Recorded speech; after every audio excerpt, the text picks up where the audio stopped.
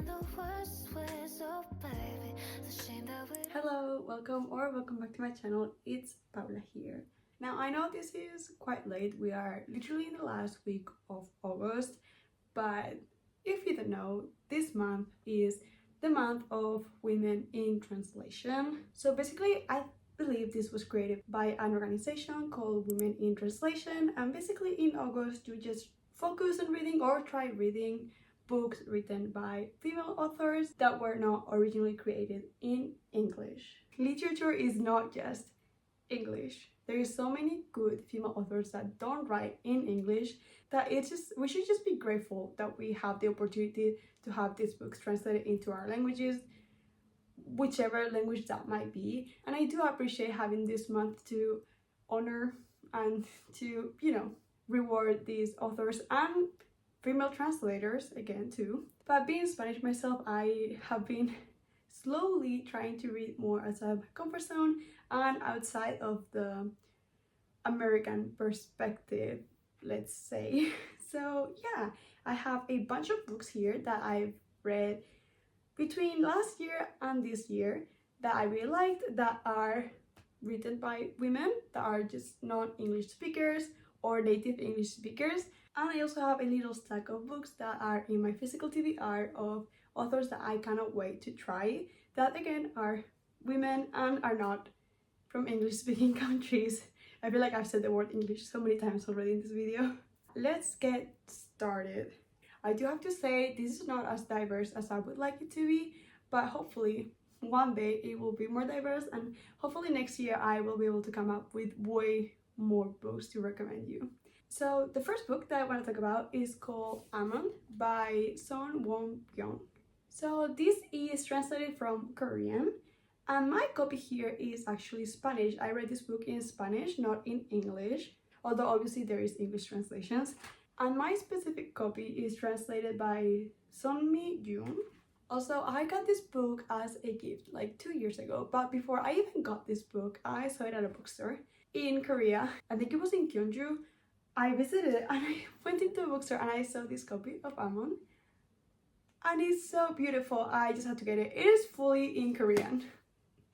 And I can read Hangul, doesn't mean I understand Hangul, okay? I do have 2 copies of this book, one in its original language and one that is translated to Spanish. Now, Amon is about this teenager, I think he is 16, yes, called Junjae. And Junjae has this little anomaly, you could say, in his brain. There should be this little thing in his brain that's shaped kind of like an almond that basically identifies emotions, and he just doesn't have it. He doesn't have that little thing that can make him feel emotions and understand emotions. So his life is very black and white, I guess you could say.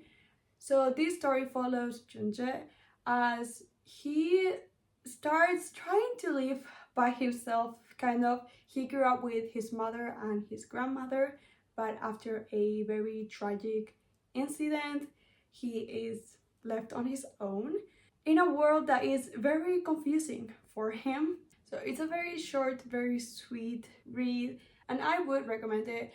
It is my first and only, I believe, Korean book I've ever read, and it does have a similar vibe to Japanese books in the sense of how it is written, the writing style. It feels very concise and to the point, but still pretty nonetheless. Now, the next book I read, I'm pretty sure 2 years ago too, probably in the same year that I read Amon, and is Eva Luna by Isabel Allende. Now, Isabel Allende is a Chilean author. So this book was written originally in Spanish, and I did read it in its original format. So I don't have a translator for this book, but there's definitely English translations to this book. To say that I liked Eva Luna was kind of an understatement. Look at those tabs. I don't want to tell you much about this book. This book follows, obviously, Eva Luna from how she was born, how she came to be, and a little bit of her life and how she grew up. It is such a lovely story. There's a lot of things that happen that are obviously not great. She grows up in a time of political turmoil. There are a lot of things in this book that are a little bit hard to read, but overall, this is a story, in my opinion, about the art of storytelling. And basically we see how Eva Luna grows up and learns how to deal with situations and to deal with people around her with this art and this love for storytelling. And it was just beautiful, and I loved how it was written. Definitely read it in Spanish. It felt so beautiful. Unfortunately, this is the only book that I've read of Isabel Allende. I definitely want to try more, but so far Eva Luna was a beautiful read. And I think when I read it at the time, I didn't give it a really high rating, but I keep thinking about this book to this day, so I'm gonna have to reread it and change my rating. Now, another book that I read 2 years ago, it was actually a gift from my boyfriend, and he gifted me Persepolis by Marjane Satrapi. This was actually translated from French, and it was translated by Matthias Ripa. Doing some research for this book, I realized that Matthias Ripa is Marjane Satrapi's husband, and he translated her book. That is so sweet. Persepolis, it's a graphic novel. Everything is in black and white, and it follows Satrapi's life in Tehran from the ages, I think, 6 to 14. During these ages, we see the overthrow of the Shah's regime and also the triumph of the Islamic Revolution. So it is definitely heartbreaking sometimes, but it also is funny. It portrayed perfectly the daily life of Iran, both in the public life and also in the home life. And it was such a beautiful read. Also really like the art style. I am hoping I will be able to read the second one soon. It's been 2 years, I still haven't picked it up, but hopefully one day. Now into more recent reads. I have Lonely Castle in the Mirror by Mizuki Tsujimura, which is translated from the Japanese by Philip Gabriel. Now, I feel like if you've followed my channel for a little bit, you probably heard me talk about this book. I thought it was incredibly sweet. It's about these 7 children that do not want to go to school, and they all end up one way or another in this magical castle that they can access through a mirror. And apparently the reason they're in that castle is for some kind of treasure hunt, where if they find this key, they will be granted one wish. So it's very whimsical, very magical.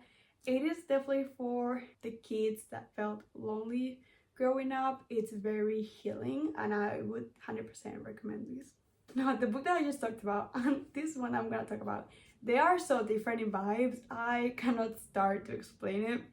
But this book is Panza de Burro by Andrea Abreu. This is a Spanish book. She's actually from the Canary Islands, which I've been there. Not from there, but I've been there. And yeah, I started reading this because of my ongoing mission of trying to read more Spanish authors. And this was a wild ride. Didn't mention it, but of course it's written in Spanish. There is an English translation that is called Dogs of Summer, I believe. Don't know who translated it, but my copy obviously doesn't have a translator. Which is funny that we're talking about translators for this book, because I do not know how someone can translate this book. And I wanna just pick the brain of whoever translator decided to pick this up. Because one of the reasons this book is so unique, it's because it is written in dialect. Now, I am from the south of Spain, which means that the way I speak Spanish is not one that I would call the most understandable one. Usually people in Madrid will probably be the closest to your average Castilian Spanish. It's very well spoken, you pronounce everything, it's very easy to understand for foreigners. From the south, that's just not it. We talk however the hell we want, and you don't usually see that in books unless it's a form of showing how someone is not intelligent. It's a little bit portrayed to undermine a person and their intelligence. So to see a whole book written in dialect and not the proper Spanish was new for me, and it was amazing. I loved it so much. Now into the story. I don't think I ever rated this book because this book is freaking wild. I cannot begin to tell you how weird this book is, but a really small synopsis, I guess, would be this is about 2 girls. One of them is the narrator, and the narrator is basically obsessed with her best friend, kind of. It's given very much queer vibes. This was not platonic love at all, and it's about their lives and their friendship, and yeah, it's very weird. But you know what? If you're into weird lit fic, I feel like you would actually really like this book. Now, I believe this is the second book that I've ever read, translated from Korean.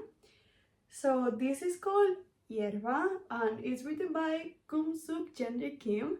I feel like I can never pronounce that name. The original title for this book is actually right here, is Pul. I haven't had Korean classes in 3 years. Please, don't rip me in the comments. Again, as I said, this is called Yerba because I read it in Spanish. The English version would be Grass probably, and my version is translated by Ju Hasun. This book will break you. There's no funny way to say this, there's no better way. It will break you, it will destroy you, you will cry, and you will not think there's anything happy in this world. That's it, that's the book. This is a non-fiction, this is actually a biography, and it's freaking heartbreaking that this is a biography. I've talked about this in depth. In Depth is one of the books this year that has impacted me the most. She was a comfort woman during the Japanese invasion in Korea.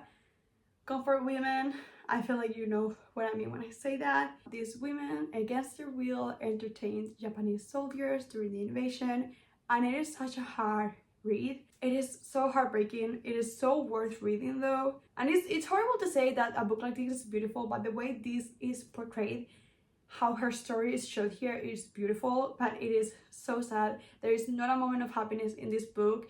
And there's like one of these quotes in the book that I think broke me the most, was when the main character, the person, Iok-sun, the person who this book is talking about, she mentions that she cannot even remember a happy moment in her life. And that broke me, and that still keeps breaking me every time I think about it. So I recommend. Now, another recent read is My Brilliant Friend by Elena Ferrante. My Brilliant Friend is translated from Italian, and I did read it in English, so the translator is Anne Goldstein. This book made me feel so many things I did not want to feel. It is one of the best portrayals of girlhood and female friendships that I've seen ever. This took me back to high school. And because high school was not a great experience for me, this was a little bit traumatic. It took me back to those moments where I didn't want to be me and I felt sick of being in my skin. But I don't know, just that portrayal of friendship, it was so real, so perfectly written. I do think that if you're interested in dynamics between women, between girls, you should definitely read this. I would 100% recommend it. But just beware, it might trigger some not great feelings. Okay, so those are all the books written by female authors that were not originally written in English that I've read lately in the past 2-3 years. And then I do have a little stack here of books that I want to read. These are all in my physical TBR. So let's just talk a little bit about them. Not in much length because I kind of like going into my books a little bit blind. So I am currently reading All the Lovers in the Night by Miko Kawakami. I have never read Miko Kawakami, but I've seen so many of her books recommended. I know apart from this, she also wrote Heaven and Breasts and Eggs. I am so excited to read her. I feel like she is the feminist writer of Japan, or at least that's what I've heard. I've seen so many K-pop idols being hated on for reading her because she's supposed to be feminist literature. I want to be in there. I want to know what she writes. I want to know how she writes and what she writes about, and I'm so excited. And I am so little in, but I am enjoying it so far. I forgot to say, obviously it is translated from Japanese and it's translated by Sam Beth and David Boyd. So this is about Fuyuko Irie. She's a 34-year-old. She's a freelance proofreader, and basically she is very introvert. She's always just at home. She doesn't really have any meaningful relationships with anyone, and that's kind of what I'm going with. I don't know much about this. I think she meets a man and starts seeing life in a different way. I am definitely very excited. I read the first page and I was already in love. So that's my current read. And now into my TBR. I have Human Acts by Han Kang. I have seen her White Book and The Vegetarian everywhere, and I saw this one in my bookstore and I love it so much. It's so pretty, so I definitely wanted to read it. I know it's a historical fiction with different characters that deal with grief differently. I think the synopsis said that there's a young man who unfortunately meets a not so good end, and that starts unraveling events for other people. So I am very excited to read this. I know it's gonna be a hard read, but I feel like I'm in the mood for that. Also, forgot to say, oh my god, this is a women translation book and I keep forgetting how it was translated. This is translated from Korean and it's translated by Deborah Smith. Now in the book, this is also Japanese. This is The Memory Police by Yoko Ogawa and is translated obviously from Japanese by Stephen Snyder. Now this book follows a little island where things start randomly disappearing, and our main character discovers that someone else is in danger of what's called the memory police, which is, I'm gonna guess, a part of the government that ensures that people do forget the things that are not supposed to exist, that are slowly disappearing. And it's a little bit about that. It definitely kind of gives me a mystery slash thriller vibe, so very excited to pick this up. So yeah, those were my recs from books that I've read and the books that I have pending on my physical TBR. Now I do want to talk about 2 more books that honestly everyone knows to this point, and I'm mentioning these books not because they were written by a woman, because they were not, but they are translated by a woman.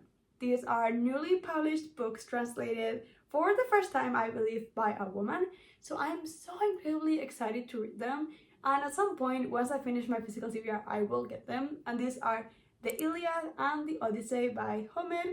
So you should probably know that basically the Iliad tells the story of the darkest moment in the Trojan War, and then the Odyssey follows Odysseus, I think that's how you pronounce his name, and his 10 years of travels after the Trojan War to go back home. So I will definitely recommend these 2, specifically the editions translated by Emily Wilson.